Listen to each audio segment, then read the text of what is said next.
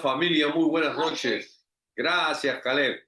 Pastor Willy, Benny, que está cenando Silvestre, muy buenas noches. Ya podemos comenzar con ustedes, tratando de mantener siempre el horario y la puntualidad como una muestra de respeto a nuestro Señor. Vamos a comenzar orando como siempre lo hacemos, pidiendo que el Señor prepare nuestro corazón para un tiempo de refrigerio espiritual. Señor, Dios Todopoderoso y Eterno, gracias por habernos regalado un día más. Gracias porque en tu infinita misericordia y plan divino, tú tenías este día separado, Señor, en la eternidad para guardarnos. Gracias por esta reunión con Caleb, con Benny, con Willy, con Zenón.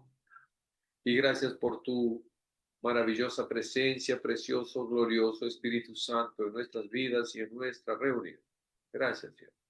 Perdona todos nuestros pecados. Reconocemos delante de ti que nos equivocamos, que fallamos, que Señor muchas veces nos apartamos de ti, pero tú eres poderoso en gran manera y nos amas infinitamente y tienes preparado siempre un plan para rescatarnos, para salvarnos.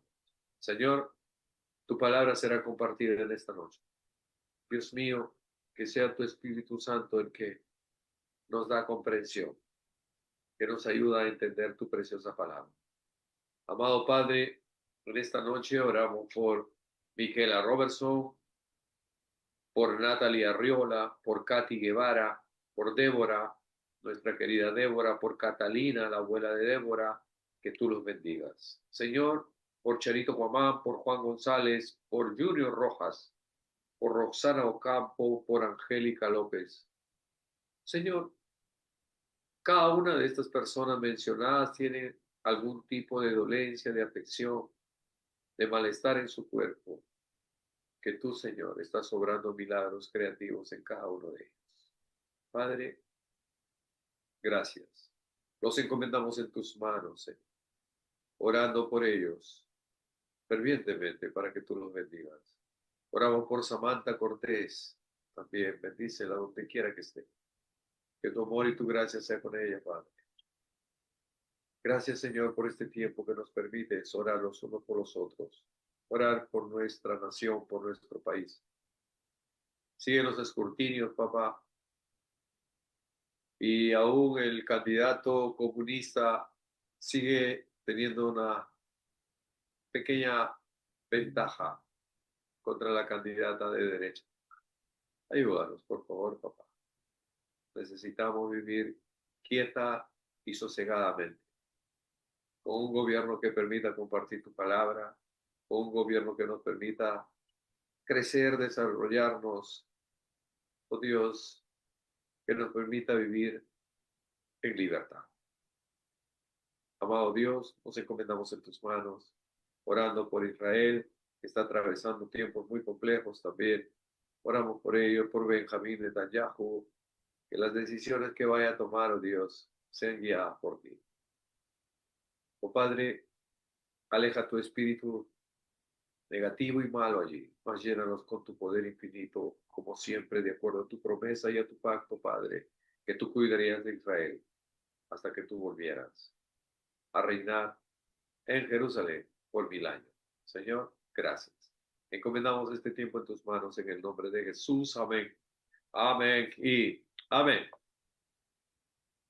Amados hermanos, estamos siguiendo con el estudio del libro de Romanos. Estamos en el capítulo 9, versos 21 a 23, que estaremos estudiando en esta noche. Anoche nos quedamos en el verso 20 y dice así el verso 20, más antes, oh hombre, ¿quién eres tú para que alterques con Dios? Dirá el vaso al barro, el vaso de barro al que lo formó, ¿por qué me has hecho así? El verso 21, el cual estaremos entrando en esta noche, dice, ¿o no tiene potestad el alfarero sobre el barro para hacer de la misma masa de la misma masa un vaso para honra y otro para deshonra? ¿Y qué? Si Dios, queriendo mostrar su ira y hacer notorio su poder, soportó con mucha paciencia los vasos de ira preparados para destrucción. Y para hacerse notorias las riquezas de su gloria, las mostró para con los vasos de misericordia que preparó de antemano para gloria. Nosotros ya vimos que el Señor nos había separado de antemano, que el Señor ya nos había predestinado. Él nos conoció, nos eligió, nos escogió, nos separó, nos predestinó, nos justificó y nos glorificó. Claro, el final de la glorificación será cuando resucitemos, pero nosotros podemos vivir en gloria, en la gloria de Dios, en tanto estamos unidos en comunión buena, absoluta y auténtica con Él. Vamos al verso 21 aquí y voy a repetir el verso 21. ¿O no tiene potestad el alfarero sobre el barro para hacer de la misma masa un vaso para honra y otro para deshonra? Una buena pregunta. Entonces el apóstol Pablo establece la soberanía absoluta de Dios sobre la humanidad. O no tiene poder, o no tiene autoridad Dios de hacer de la misma masa de barro vasos de honra y vasos para deshonra. Está en su derecho, está en la libertad de él hacer lo que a él bien le parece, lo que ya lo tiene predestinado, lo que él lo tiene ya preestablecido desde antes de la fundación del mundo. Ahora, así como un alfarero tiene que crear diferentes vasijas de la misma masa de barro para distintos propósitos. Algunos vasos son para honra y otros para uso común y cotidiano. Dios tiene la autoridad de decidir a quién mostrar su misericordia y a quién endurecer para finalmente cumplir sus planes divinos. Pablo utiliza una imagen muy conocida del Antiguo Testamento. Por ejemplo, en Jeremías 18, del 1 al 6, yo los voy a leer.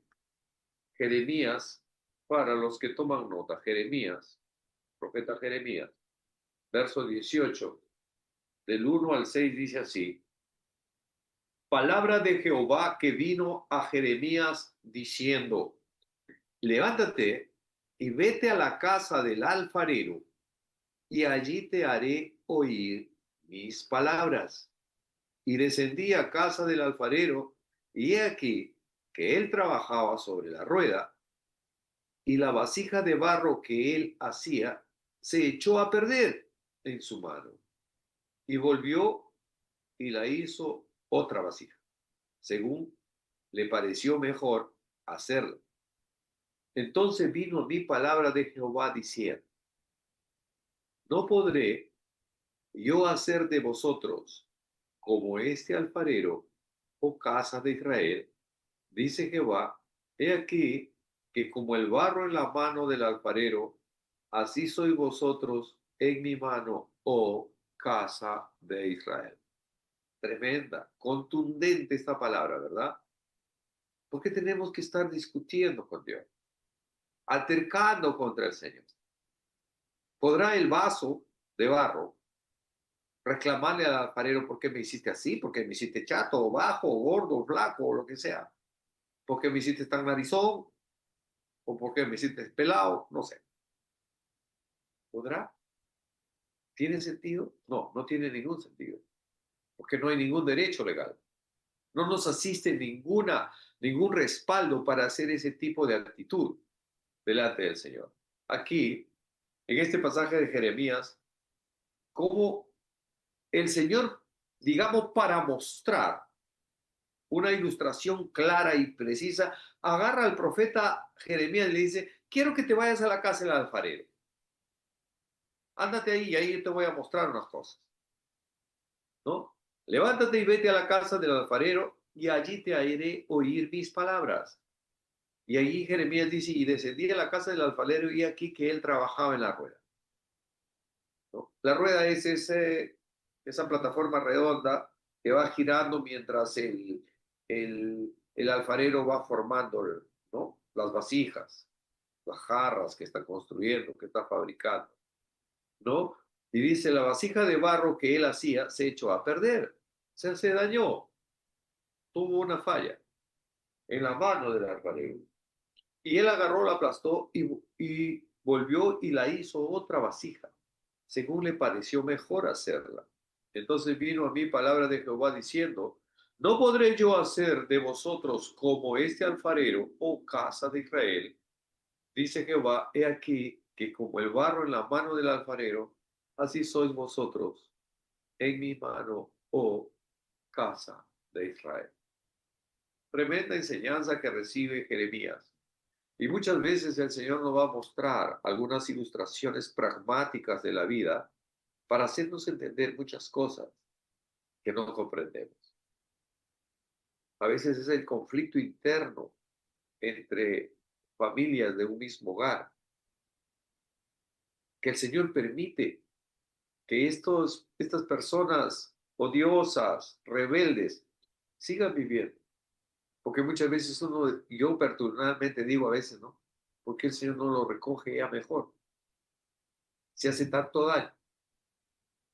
Hay unos delincuentes, asaltantes, sicarios, que por un poco de dinero matan a alguien que ni siquiera lo conoce, simplemente porque alguien le dio dinero, le paga, dice, quiero que vayas y mates a fulano de tal. Y por ese poco de dinero, él agarra y va y lo mata,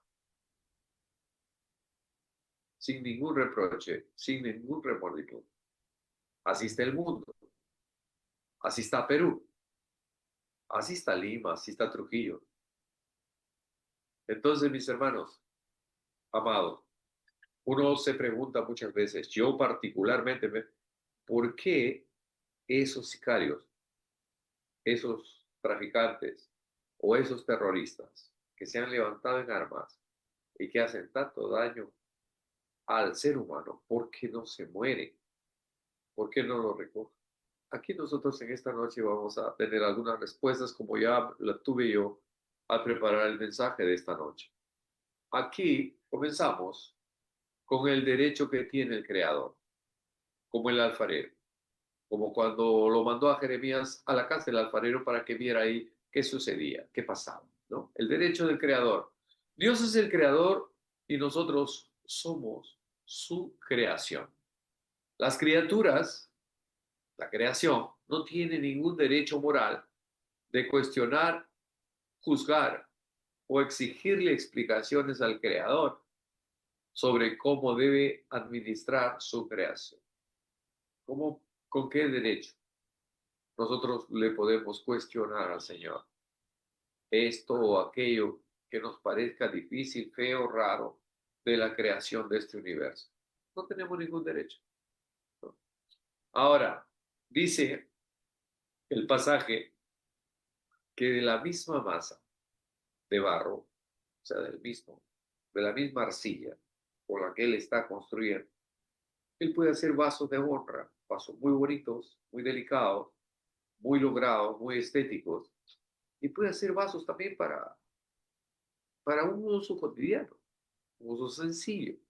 Entonces, aquí, de la misma masa, el Señor puede hacer vasos de honra y para deshonra, igual que un alfarero, que puede hacer lo que quiere con el barro, ¿verdad? Ahora, todos nosotros venimos de un mismo barro. ¿Amén? El Señor cogió un poco de polvo de la tierra y hizo con sus manos un poco de barro, ¿no? Un poco de agua probablemente. ¿Y qué pasó? Lo levantó a su altura, ¿no? Aquí viene lo digamos que lo trascendental. Él hace un muñeco y lo levanta hacia la altura de su nariz y ahí sopla un aliento de vida. Y ese barro viene a ser un alma viviente. Adán. Ahora, de ese mismo Adán, todos descendemos. Todo ser humano descendemos de Adán. Todos caídos y pecadores. Ninguno merece la salvación por sus propios méritos. Pero lo que Dios no comete injusticia al salvar a unos y rechazar a otros, porque está en su absoluta voluntad, en su absoluta soberanía.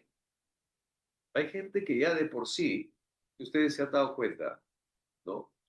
Eh, ah, la semana pasada escuchaba en el noticiero, capturaron a un delincuente acá en Lima y había estado él preso por 3, 4 años y le dieron libertad, digamos que el día de ayer, y al día siguiente él estuvo otra vez robando, asaltando y lo capturan de nuevo.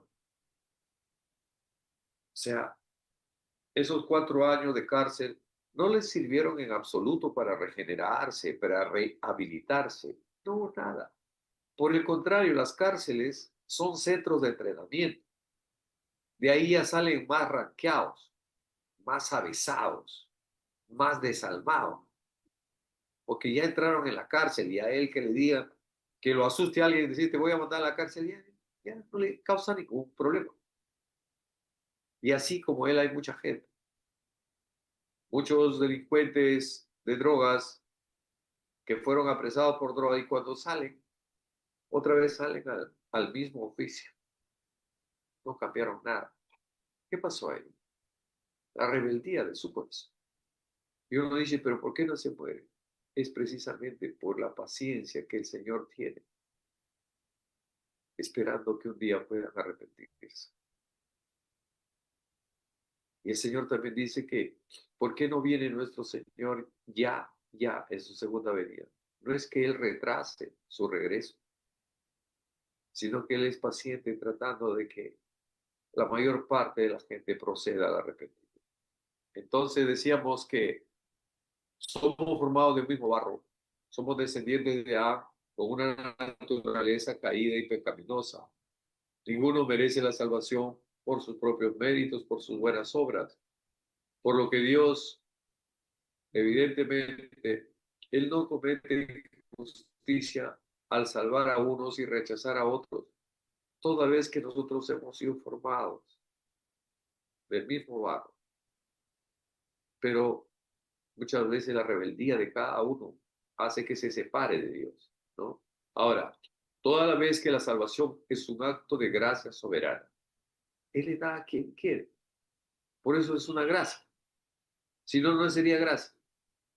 Si sería que la salvación nosotros nos la ganamos a pulso, con sacrificio, con trabajo, con esfuerzo, con religiosidad, no sé, con dinero, entonces ya no sería gracia, sería una recompensa, sería algo que se puede comprar, pero no. La soberanía, la gracia, el favor, la misericordia de Dios es absolutamente voluntad de Dios.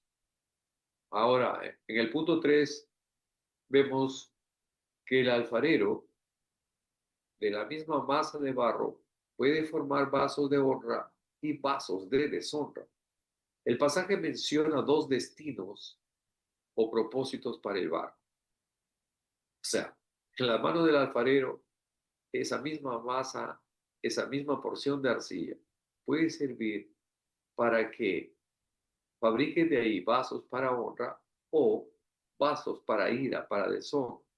Los vasos de honra son aquellas personas que por gracia inmerecida de Dios son preparados para recibir su perdón, experimentar su gloria y cumplir los propósitos divinos, es decir, ser parte del plan original de Dios.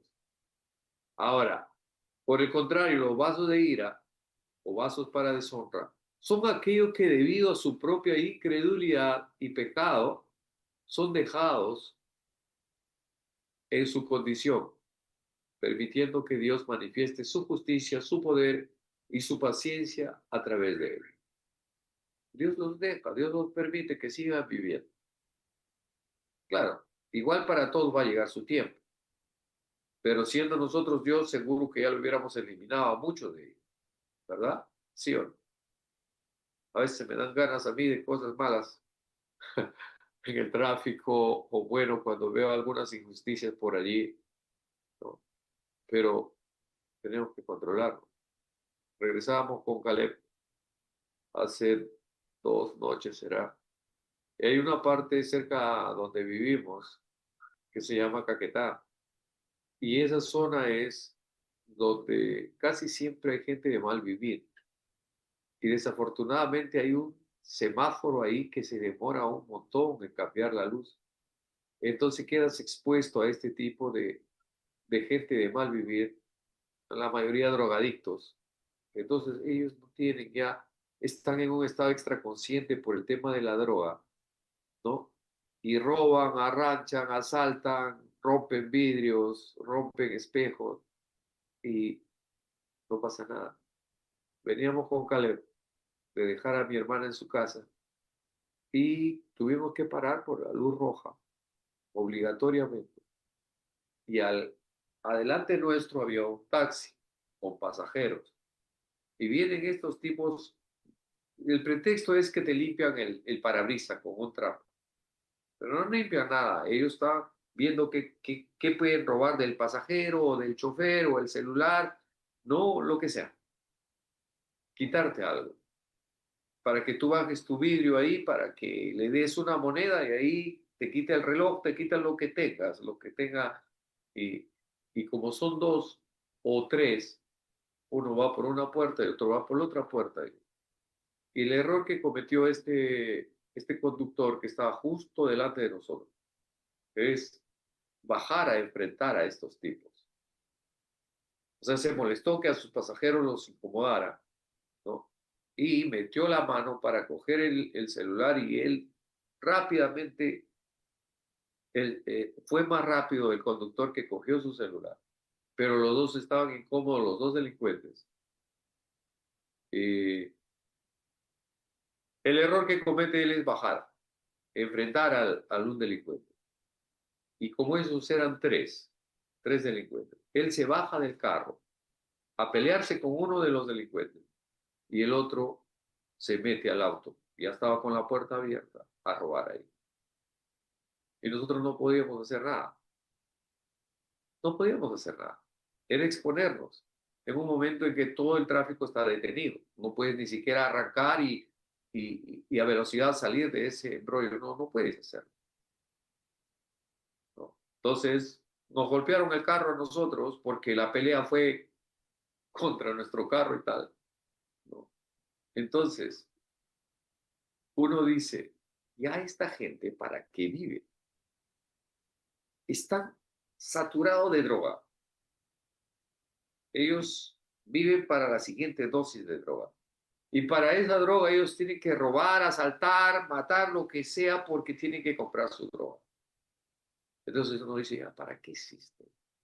Si este tipo nunca se va a regenerar. Sin embargo, aquí vamos a ver cómo la paciencia de Dios es tenerlos todavía. ¿Hasta cuándo? No sé. Por eso le decía, haciendo por mí, ya deberían morir esos tipos. Porque no están haciendo nada bueno, nada positivo. Más por el contrario, estás generando más caos y miseria mientras vivan acá. Pero el Señor tiene sus planes. Repito, Él es soberano.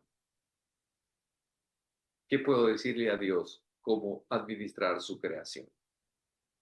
No soy nada, no soy nadie para estar discutiendo con Dios o queriendo darle consejos a Dios. No sé si me están entendiendo, no sé si valió la ilustración. Pero aquí el Señor dice que de la misma masa de barro o de arcilla, Él puede fabricar vasos de ira, o sea, de deshonra, o vasos de honra. Los vasos de ira que son para deshonra son aquellos que debido a su propia incredulidad y pecado son dejados en su condición. O sea, los deja el Señor ahí, como veíamos anoche, ¿no? Dice que Dios les dejó hacer bajo una mente reprobada. No dejó que caigan en pasiones vergonzosas, hombre con hombre, mujer con mujer.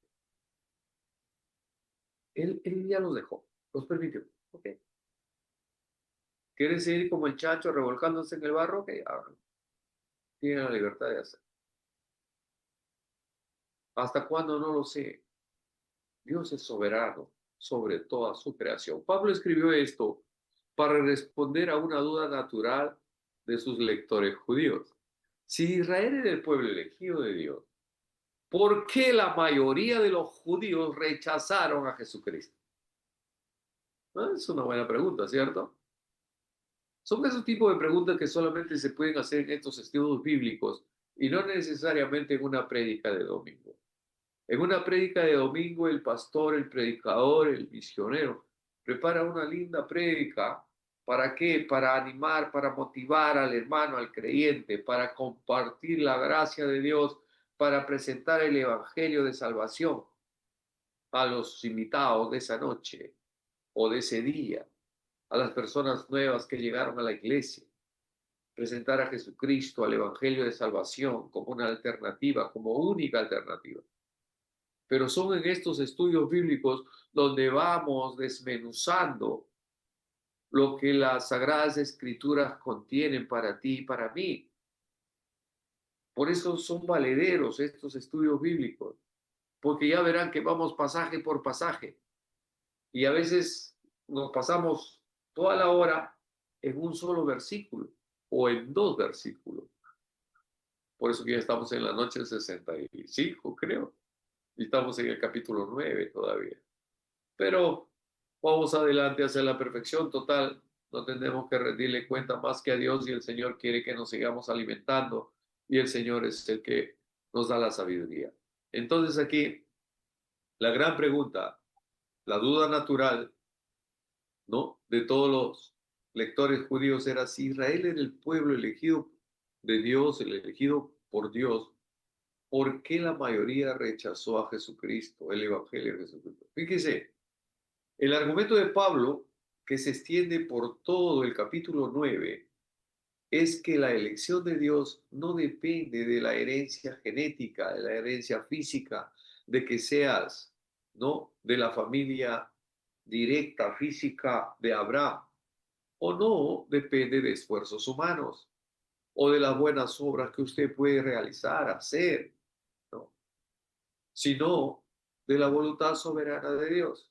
Yo muchas veces me he preguntado también por qué el Señor tuvo que escoger al pueblo de Israel. ¿Por qué escogió a Abraham? Pero es una pregunta que no tiene respuesta. En todo caso, nadie me la va a dar. ¿Por qué? Porque Él quiso así. Porque el Señor lo quiso así. Él lo eligió. Y lo eligió antes que nosotros estaríamos en esta tierra. Antes de la creación de este universo. Y estábamos en el corazón de Dios. Entonces, ¿qué podríamos decirle a Él? ¿Por qué haces esto? ¿Por qué no lo haces? ¿O por qué me hiciste así? Mucho va a depender de nosotros si queremos alejarnos del Señor y vivir nuestra propia vida bajo nuestros propios patrones de conducta, que finalmente nos llevan por el camino de la autodestrucción, como lo hizo con el faraón. El Señor permitió que se endurezca el corazón del faraón, para que al final, ¿no? Con las 10 plagas, de alguna manera, destronara a todos esos dioses que los egipcios creían. Cada plaga estaba destinada a destronar, a destruir esa fe en esos dioses paganos, en esos dioses impíos.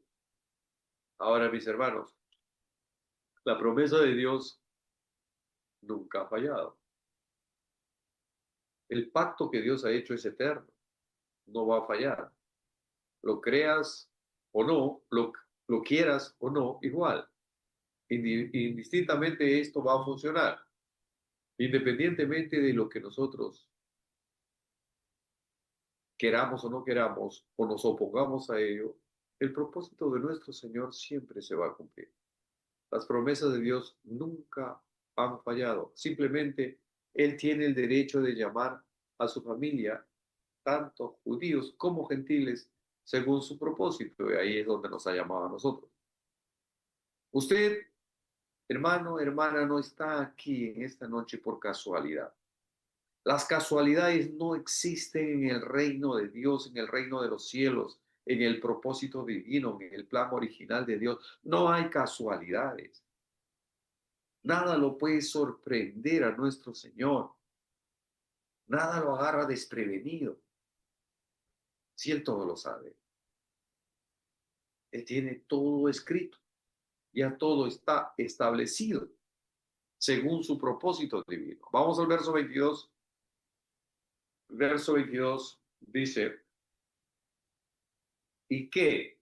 Si Dios queriendo mostrar su ira y hacer notorio su poder, soportó con mucha paciencia los vasos de ira preparados para destrucción. Con mucha paciencia. Él esperó ahí. El momento en que esos vasos iban a ser destruidos.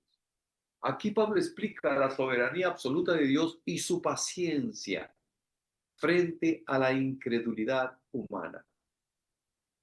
Usted se ha dado cuenta, ¿verdad? Cuando hay familias que te cuestionan por tu fe. Hay algunas suegras, ¿no? Que son caprichosas.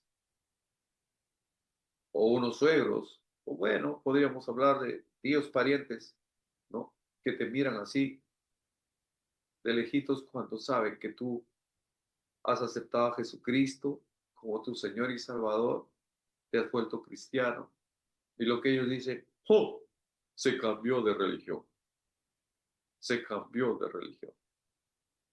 Y no es así. No hemos cambiado de religión. Hemos comenzado una relación con el Rey de Reyes y con el Señor de Señores. Jesucristo no es religión. El Evangelio de Jesucristo no es una religión.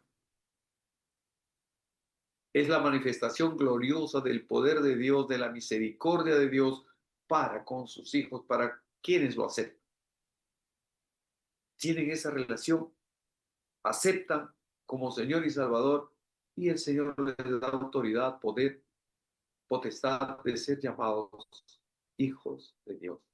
Y como hijos tienes una herencia, y esa herencia hace que tú seas un heredero de Dios y un coheredero con Jesucristo.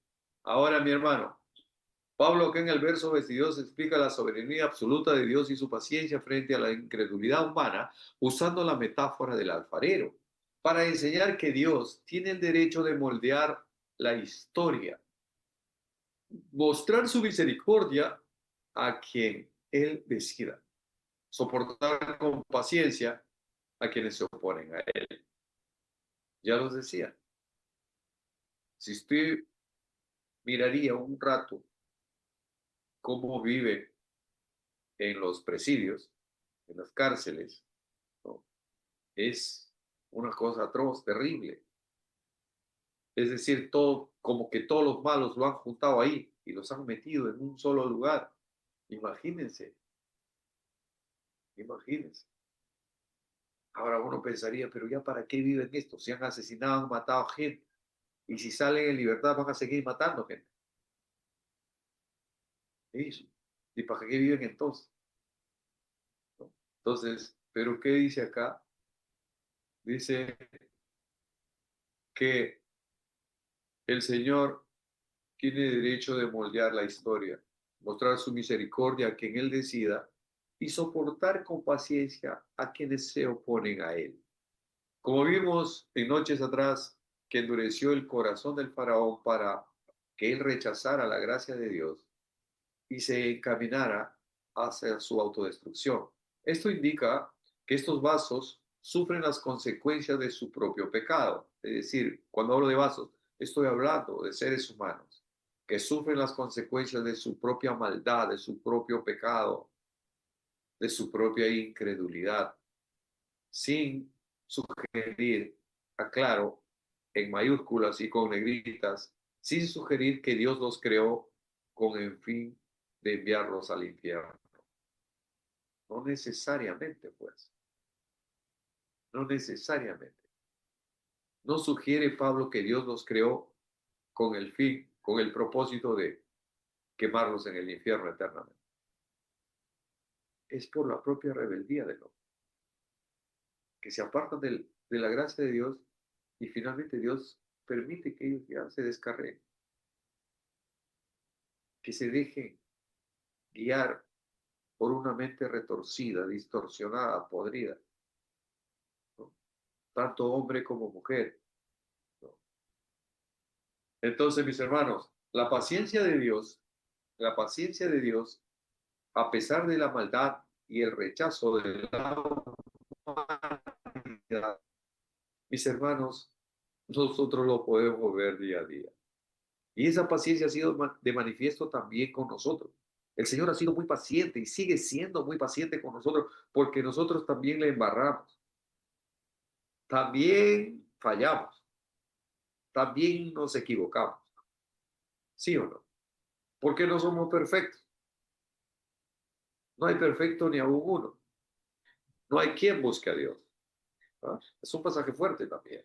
Entonces acá, a estas personas malas, a estas personas perversas, ¿no? Violadores, perturbados mentales, ¿no? En lugar de destruirlos de inmediato, es decir, que Él les da tiempo y oportunidad para arrepentirse.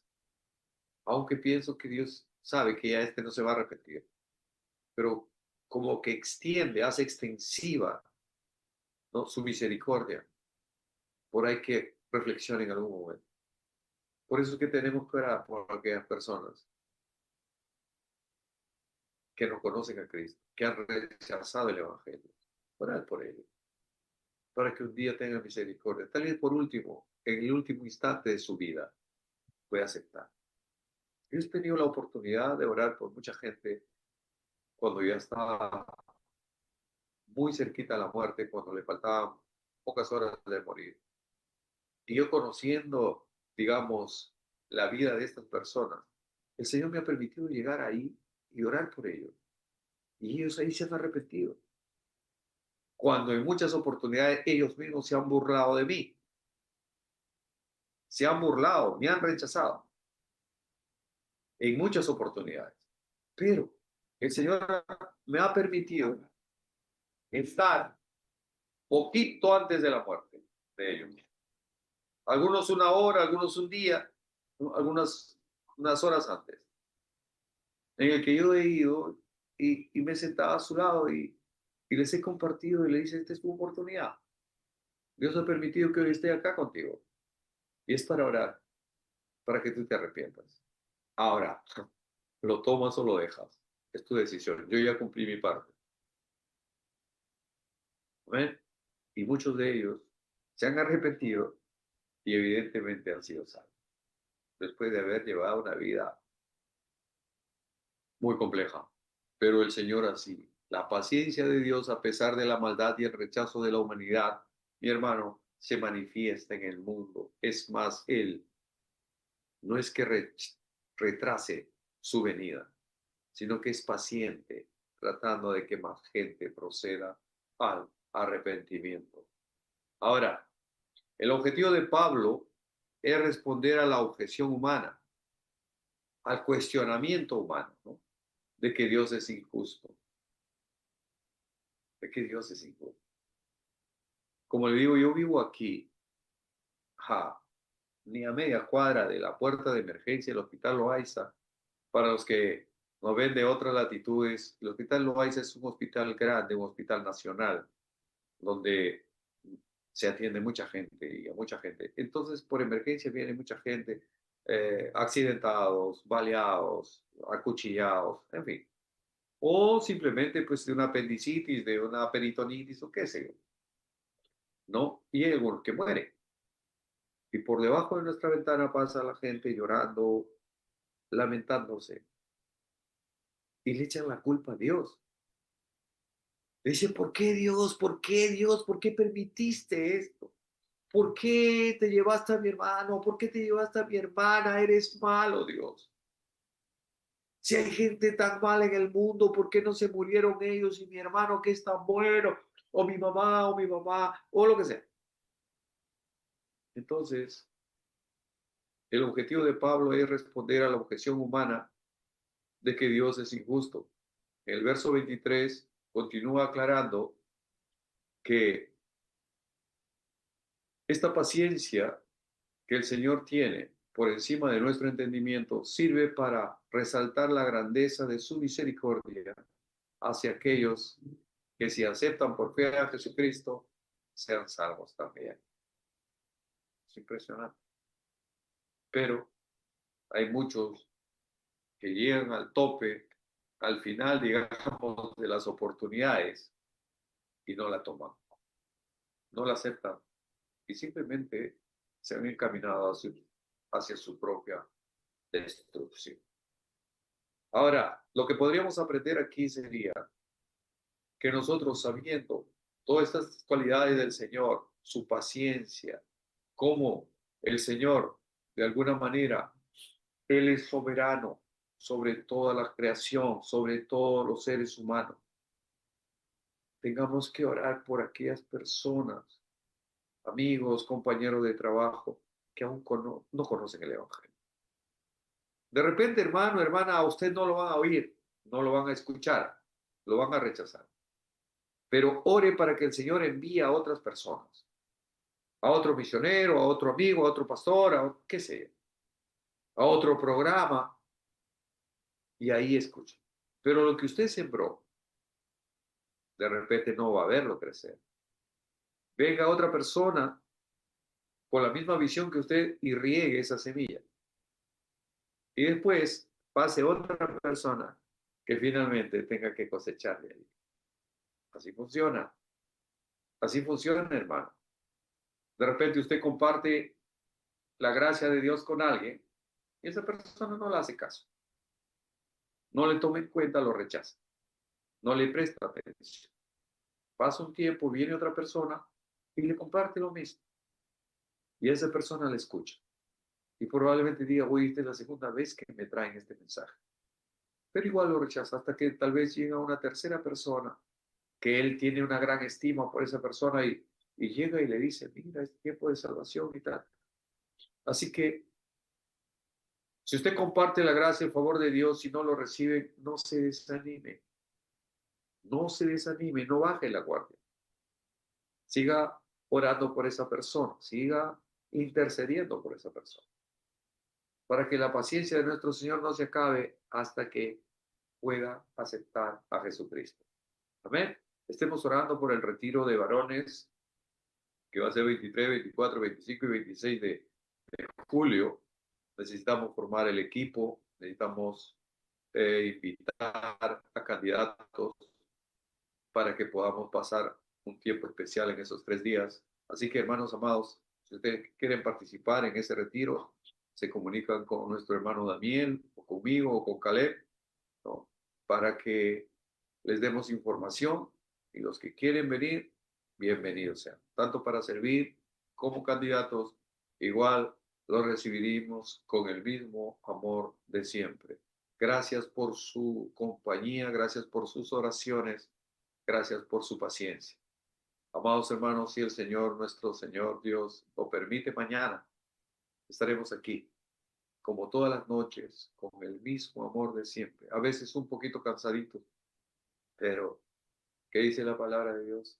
Diga el débil, fuerte soy. Diga el cansado, mi fortaleza eres tú. No temas, yo te ayudo. Es lo que el Señor nos mantiene a flote para seguir haciendo su buena voluntad. Que Dios los bendiga, familia. Muy buenas noches, los esperamos mañana con el mismo amor de siempre. Que el Señor los bendiga. Bendiciones, familia. Aleluya.